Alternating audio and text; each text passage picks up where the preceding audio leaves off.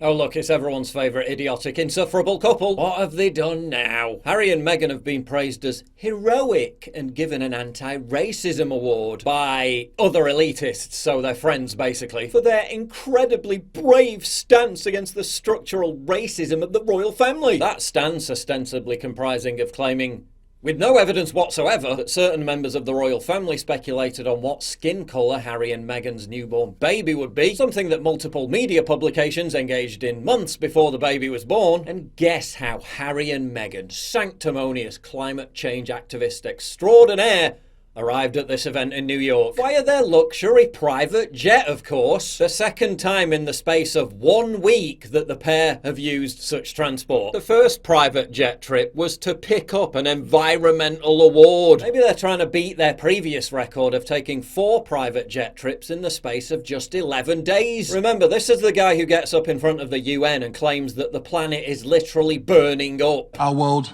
is on fire. Again.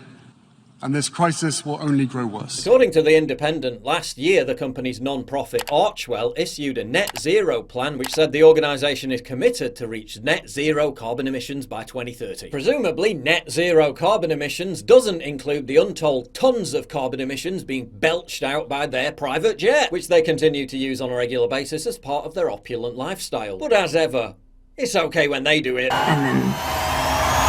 If you're so worried about global warming and carbon emissions, accept the bloody award remotely via a Zoom call. Then they could even use that to draw attention to the cause, like, oh, we didn't turn up in person because we wanted to reduce our carbon footprint. No, they can't do that, can they? Because they're shameless grifters. Any opportunity to engage in more attention seeking, any chance to have other regime loyalists acknowledge them as really good people, and their egos can't resist. Suddenly, carbon emissions and saving the planet very much takes a backseat. Last night someone yelled at Harry and Meghan that they were destroying the royal family. Harry, what do you think about destroying the royal family? Forget destroying the royal family. If they believe carbon emissions are destroying the planet, then they're destroying the planet, while lecturing you about your carbon footprint for taking an annual family holiday. Our world is on fire. And if you want more Harry and Meghan cringe, check out the video I did on the main channel, which is posted in the pinned comment.